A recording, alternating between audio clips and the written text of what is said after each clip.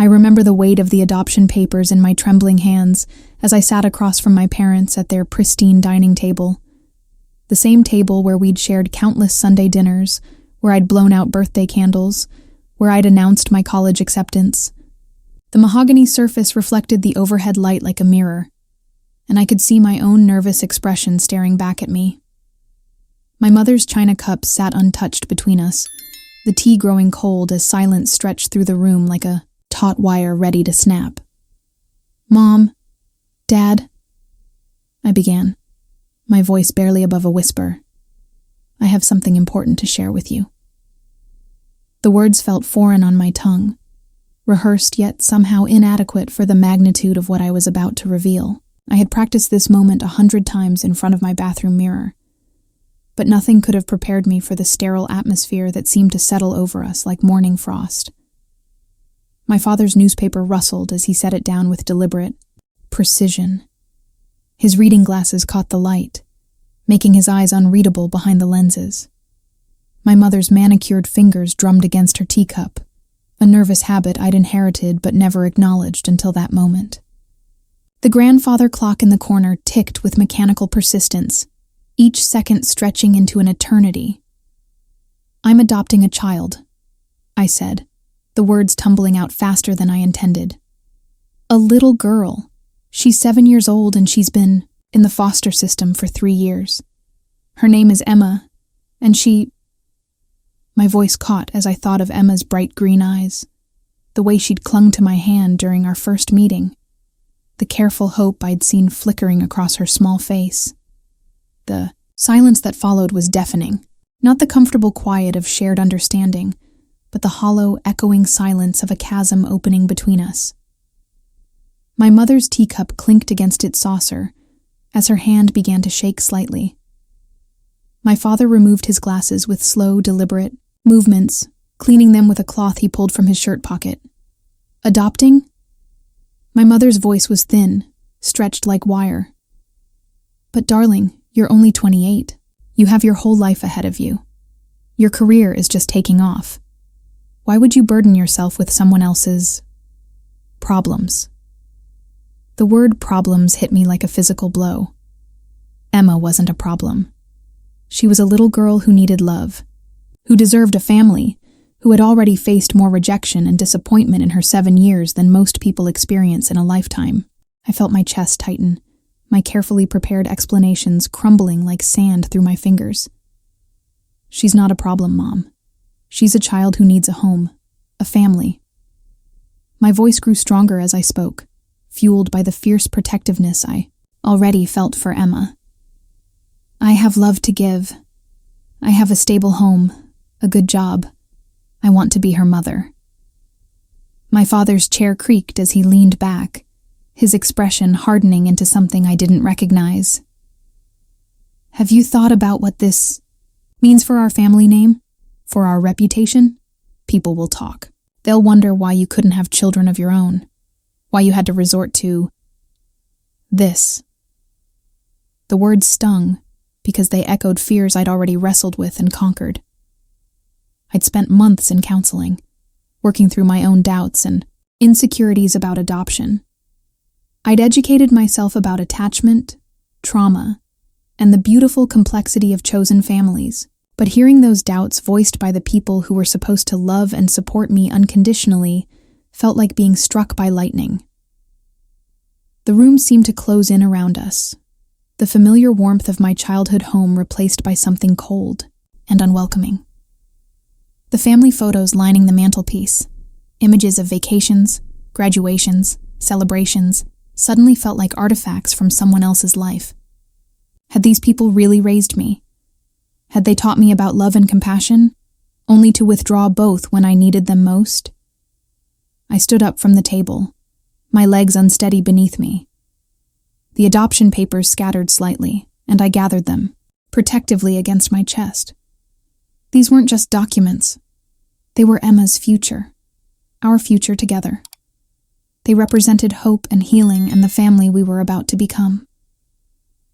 "I thought you'd be happy for me," I whispered, my voice breaking, despite my efforts to stay strong. "I thought you'd want to meet her, to welcome her into our family. But even as I spoke the words, I could see the answer written across their faces like a verdict I wasn't ready to hear. My mother's response came swift and sharp, like a blade I never saw coming. If you go through with this foolishness, don't expect us to pretend that child is our granddaughter. Her voice was steady, controlled, but there was something brittle underneath, like ice that might crack at any moment. We raised you better than this. We gave you opportunities, education, everything you needed to make something of yourself. And this is how you repay us? The words hung in the air between us, toxic and final. I felt something inside me break, not cleanly like a bone, but messily, like fabric tearing along invisible seams I'd never known existed. The parents I'd known my entire life, the ones who'd taught me to ride a bicycle, who'd attended every school play, who'd celebrated my achievements, were dissolving before my eyes, replaced by strangers wearing their faces.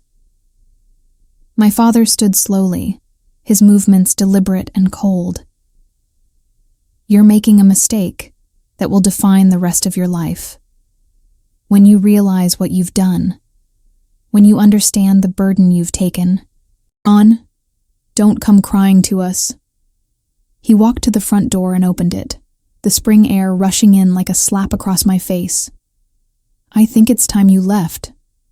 I wanted to scream, to throw something, to demand they explain how they could turn their backs on me so easily. Instead, I found myself moving toward the door like a sleepwalker, my legs carrying me forward, while my mind reeled with disbelief.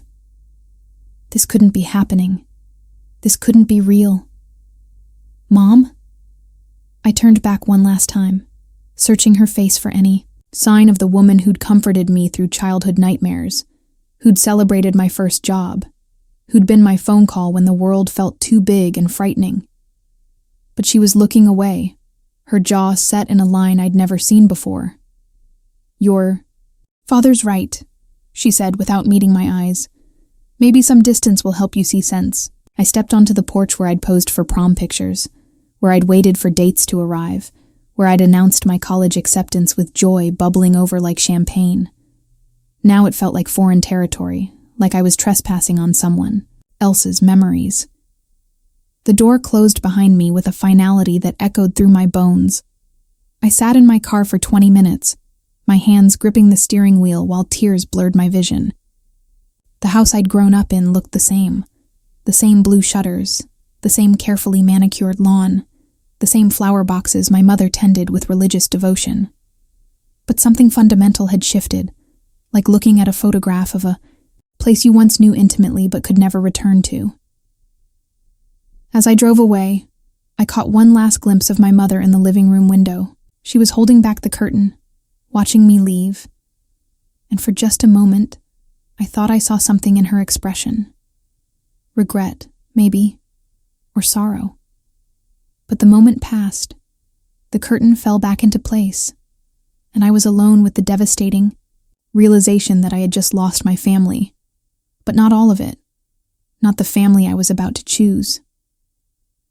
3 months later, Emma's small hand slipped into mine as we walked up the courthouse steps for the final adoption hearing.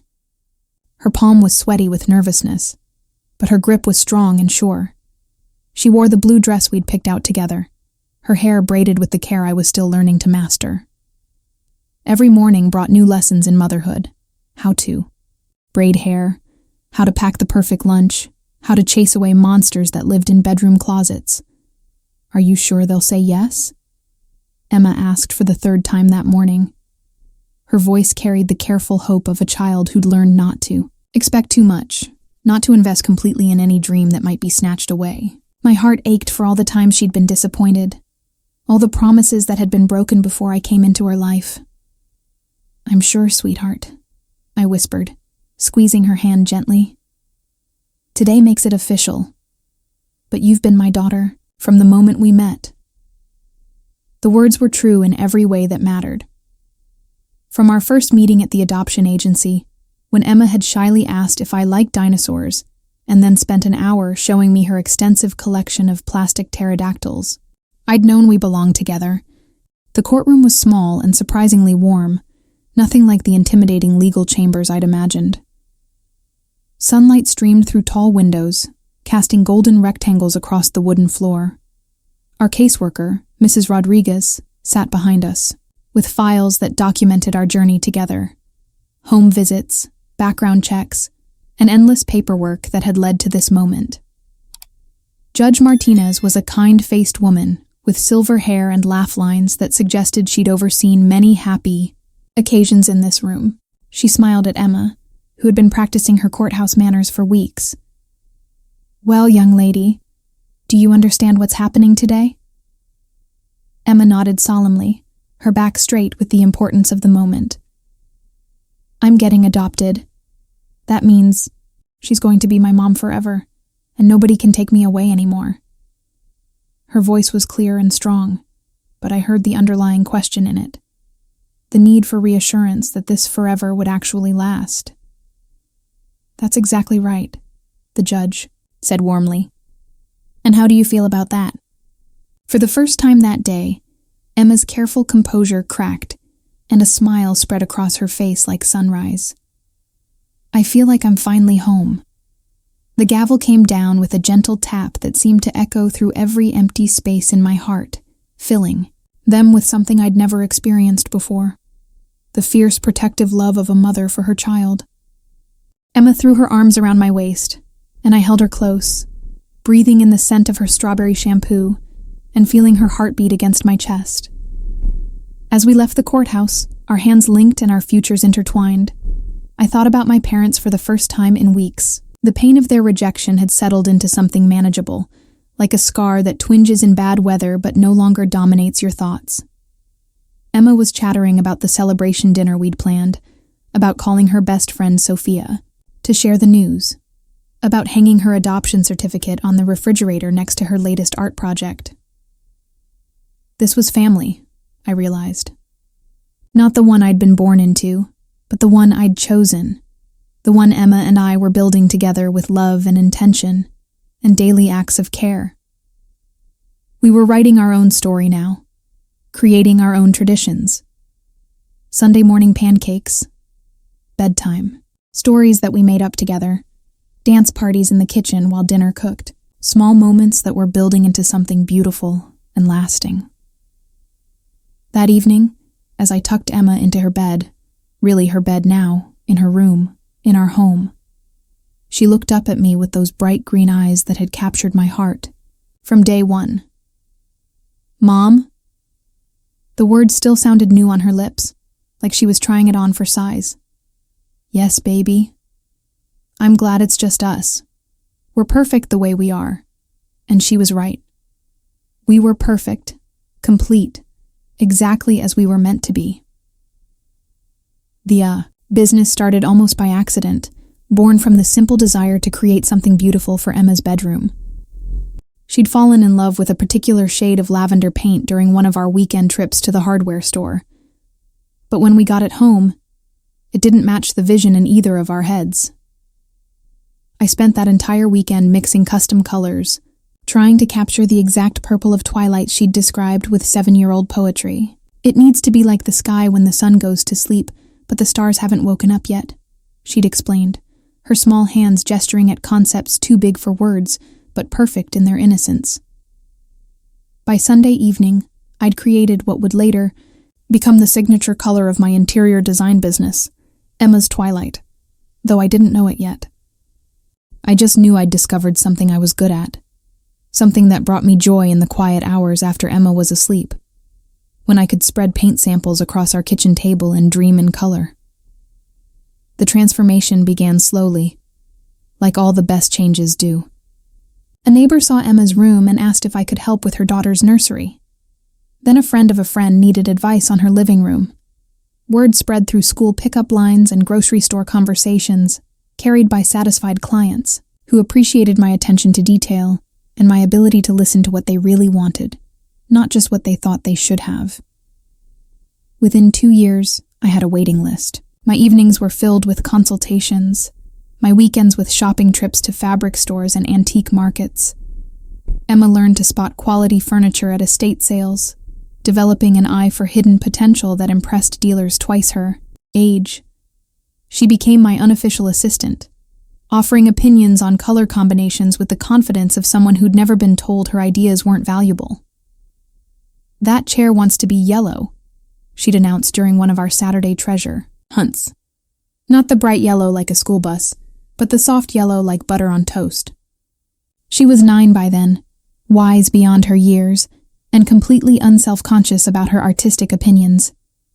She was right about the chair. She was right about most things, actually. Emma had a gift for seeing beauty where others saw only problems, for envisioning potential in forgotten pieces. Maybe it came from being a child who'd been overlooked herself, who understood what it meant to need someone to see your worth. By Emma's 10th birthday, I was turning down more projects than I accepted. My phone rang constantly with referrals, and my small home office had expanded to take over half the dining room. Emma helped me celebrate by hanging a hand-painted sign outside our front door. Sarah's design studio, where every home finds its heart. The heart part was her idea. Because that's what you do, Mom. You help people find the heart of their homes, just like you found me. Sometimes the simplest truths come from the mouths of children who've learned to pay attention to what really matters. The breakthrough came when Margaret Ashworth called me on a Tuesday morning in March. I was sitting at my kitchen table, going through fabric samples while Emma ate cereal and practiced her multiplication tables. The phone rang, and a crisp voice introduced herself as the wife of the Ashworth who owned half the commercial real estate in our city. "I've heard remarkable things about your work," she said without preamble. "I'm renovating our lake house, and I want someone who understands elegance without ostentation. Would you be available for a consultation?" The Ashworth Lake House was a sprawling, modern masterpiece overlooking the water, with floor-to-ceiling windows and clean lines that seemed to merge seamlessly with the natural landscape.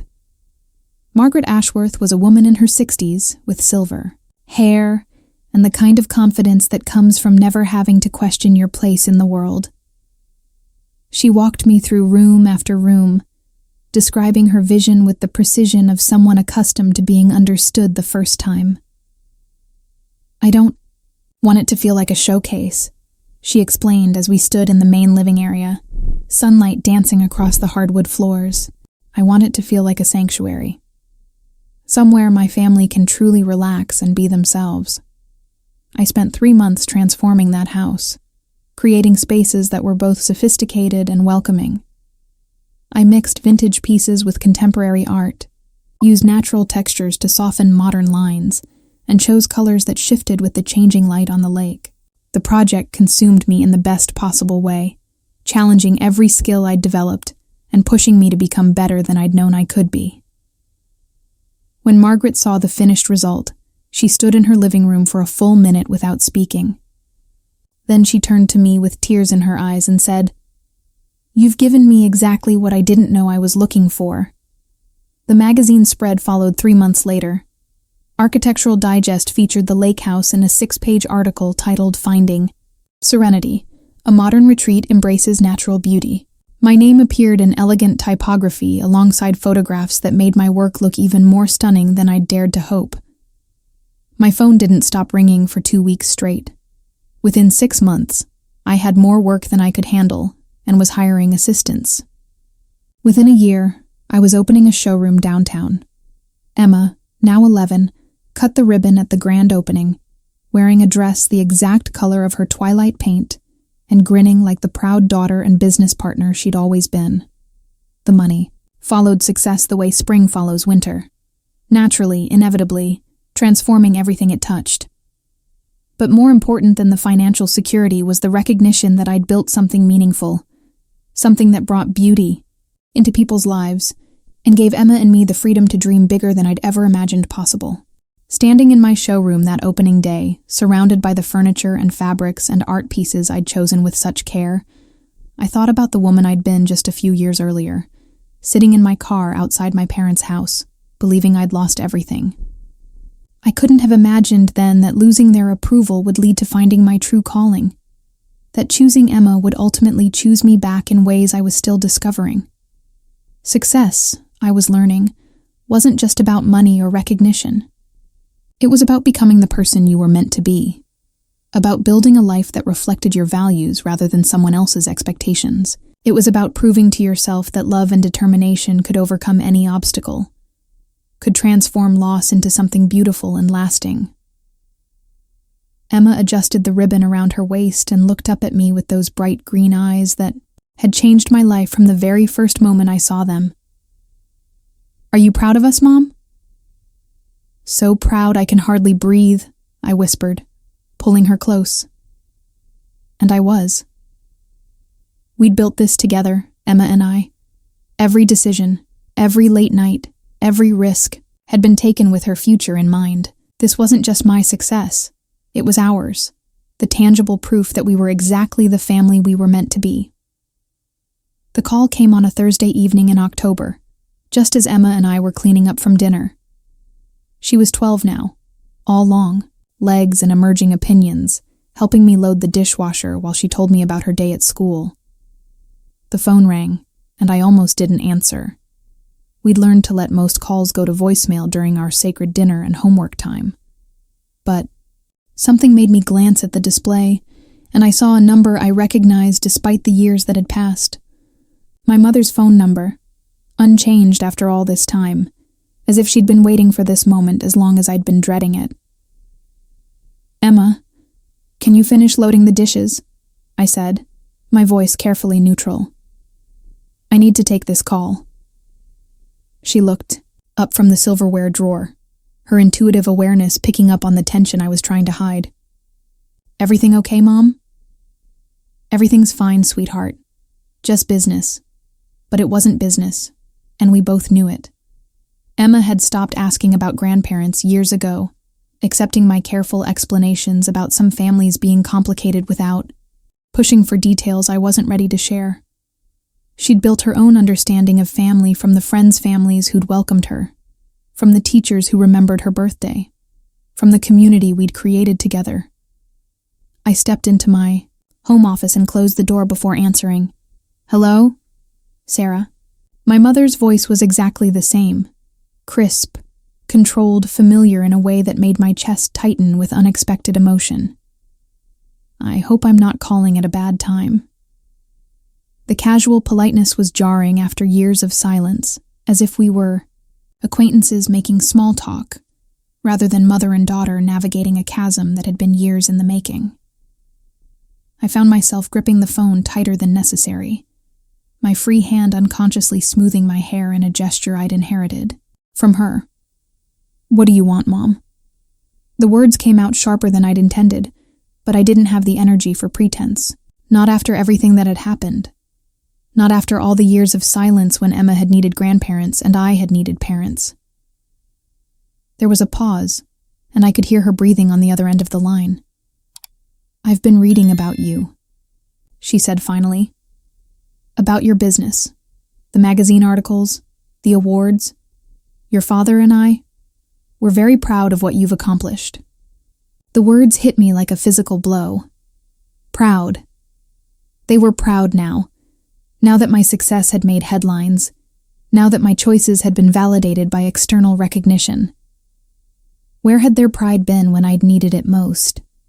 Where had it been during those first terrifying months of new motherhood, when I'd stumbled through bedtime routines and homework help with no guidance except my own instincts? "Are you?" My voice was steady, but I could feel years of buried anger rising like steam. "You're proud now?" "Sarah, please, we made mistakes. We were surprised by your decision.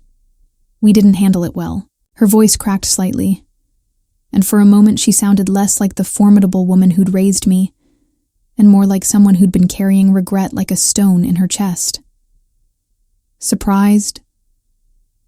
The word came out as a laugh, but there was no humor in it. "You disowned me, Mom.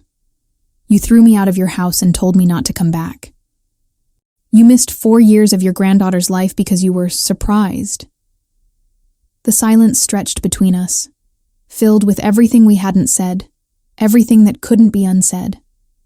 I could hear Emma in the kitchen, probably finishing, the dishes and starting her homework at the kitchen table like she did every night. Our routine, our life, our family that had learned to be complete without the people who should have been part of it. "We'd like to meet her," my mother said quietly. "Emma, we'd like to meet our granddaughter." The possessive pronoun landed like a slap. Our granddaughter. As if they had any claim to her. As if they hadn't forfeited the right to use that word. The day they'd chosen their prejudices over their own daughter's happiness. "She's not your granddaughter," I said, each word deliberate and final. "You made that very clear 4 years ago. You don't get to change your mind now because it's convenient for you." "Sarah, we're family." "No." The interruption came swift and fierce, fueled by every sleepless night I'd spent wondering if I was enough. Every school event where Emma had watched other children with their grandparents. Every moment when I'd second-guessed myself because I was doing it alone. Family doesn't abandon each other. Family doesn't make love conditional on approval. You taught me that, actually, just not in the way you intended. I could hear her crying now. Soft sounds that might have moved me once but felt hollow after years of silence. "We want to make things right," she whispered. "We want to be part of your lives again." "Why now?" I asked, though I already knew the answer. "Why, after all this time, do you suddenly want to reconcile?" The pause was telling, confirming what I'd suspected from the moment I'd seen her number on my phone. "We saw the article in Forbes," she admitted, "about your expansion plans, the new showroom locations. We realized how successful you've become." There it was. The truth that made everything else feel like performance, like carefully rehearsed lines delivered to achieve a specific outcome. They hadn't called because they'd missed me, because they'd realized their mistake, because they'd spent sleepless nights wondering about the daughter they'd thrown away. They'd called because I'd become someone worth knowing again, someone whose success reflected well on them, someone who could benefit them in ways I was only beginning to understand. "So this is about money," I said, the pieces falling into place with devastating clarity. "You want back in now that there's something in it for you." "It's not like that, Sarah. We love you. We've always loved you." But love without sacrifice isn't love at all. Love without acceptance, without support when it costs you something, is just sentiment dressed up in prettier clothes. Real love had been Emma's social worker, fighting for her placement when other families passed her over. Real love had been my neighbor bringing dinner when I had the flu and couldn't cook. Real love had been built in small moments, daily choices, the unglamorous work of showing up consistently for someone else's needs. "You have 30 seconds to tell me what you really want," I said, my patience finally reaching its limit. "Then, I'm hanging up, and I don't want you to call again." Another pause, then my father's voice in the background, urgent and insistent. I could picture them huddled around the phone, strategizing their approach like they were planning a business merger, rather than attempting to reconnect with their estranged daughter. "We're in some financial difficulty," my mother said finally, the words rushing out as if speed could make them less shameful. "Your father's investments haven't performed well, and we're facing some significant debts. We thought, perhaps you might be willing to help us, given your success." The audacity of it took my breath away. 4 years of silence, 4 years of rejecting Emma and me, and now they wanted financial assistance. They wanted to benefit from the success I'd built, in spite of their abandonment, to profit from the choices they'd condemned. "Let me make sure I understand this correctly," I said, my voice deadly calm. "You cut me out of your lives because I adopted a child you deemed unworthy of your acceptance. You missed her birthdays, her school plays, her adoption day celebrations. You never sent a card, never made a phone call, never acknowledged that she existed. And now you want me to give you money? Sarah, please." "No." The word came out with finality that surprised even me. "The answer is no. Not just to the money, but to all of it. To your sudden interest in being grandparents, to your convenient regret, to this entire conversation. I could hear them both, talking now. Urgent whispers that probably included words like ungrateful and stubborn, and just like we expected. The same judgment that had driven the wedge between us initially, still there beneath the surface desperation. Emma appeared. In my office doorway, homework finished, ready for our nightly ritual of reading together before bed. She looked at me with concern, picking up on the emotional intensity that I hadn't quite managed to hide. "Mom, are you okay?" Looking at her, this beautiful, brilliant, brave girl who'd survived abandonment and chosen to trust again, who'd built a life with me based on mutual love and respect. I felt something shift inside me like tumblers clicking into place. The last vestiges of doubt, the remnants of childhood programming that said I owed my parents something because they'd raised me, fell away completely. "I'm perfect, sweetheart," I said, and meant it. Just finishing up some business. I turned my attention back to the phone, where my mother was still talking, still pleading, still trying to find the magic words that would unlock my bank account and my forgiveness. "Mom," I interrupted, "I need you to listen very carefully, because I'm only going to say this once." The line went quiet, and I could feel Emma's presence behind me, solid and reassuring and real. Emma is my daughter, my only family. The family I chose and who chose me back every single day for 4 years. You had the chance to be part of that family, and you threw it away because your pride was more important than your love. That was your choice, and choices have consequences. My voice grew stronger as I spoke, fueled by every bedtime story I'd read alone, every scraped knee I'd kissed better, every proud moment I'd celebrated with just the two of us because we were enough. We had always been enough. You don't get to come back now because you need something from me. You don't get to play grandparents when it's convenient or profitable. And you certainly don't get to ask me for money after spending 4 years pretending we don't exist. I stood, up from my desk chair, Emma stepping aside to let me pass. Through my office window, I could see our neighborhood settling into evening routines.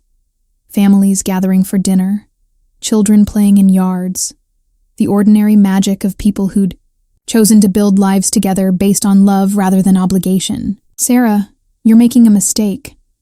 My father's voice came through the phone, sharp with the authority he'd wielded when I was young, and believed his approval was necessary for my happiness. "Family is family. Blood is thicker than water." "You're right about one thing," I said. "Family is family. But you're not my family anymore. You made that choice 4 years ago, and I'm making mine now." I looked at Emma, who was watching me with those bright green eyes that had taught me what unconditional love actually looked like. She nodded, understanding passing between us without words, and I knew she would support whatever decision I made because that's what real family does. "Don't call here again," I said into the phone. "Don't come to my house, don't contact my business, and don't try to reach Emma through her school or friends. You gave up the right to be part of our lives, and that door is closed permanently."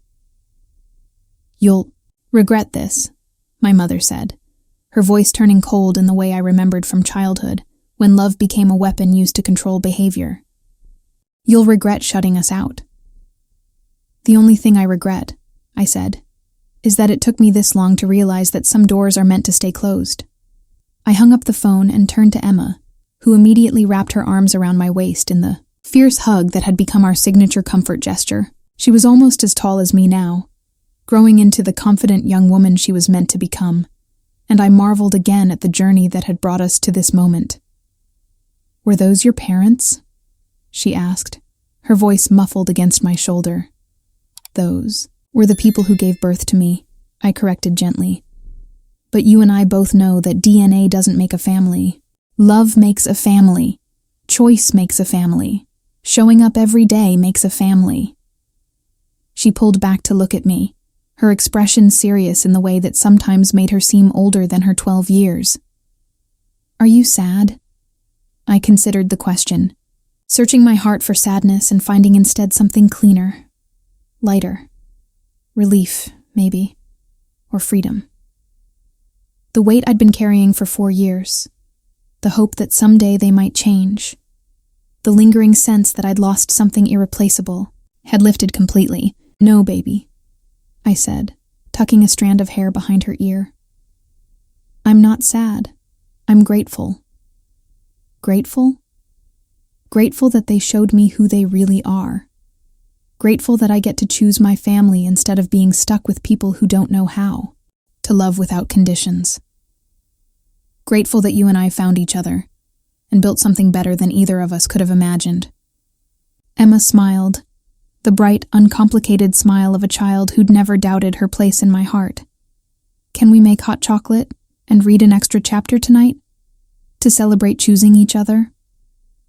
"Absolutely," I said, following her toward the kitchen where our real life waited.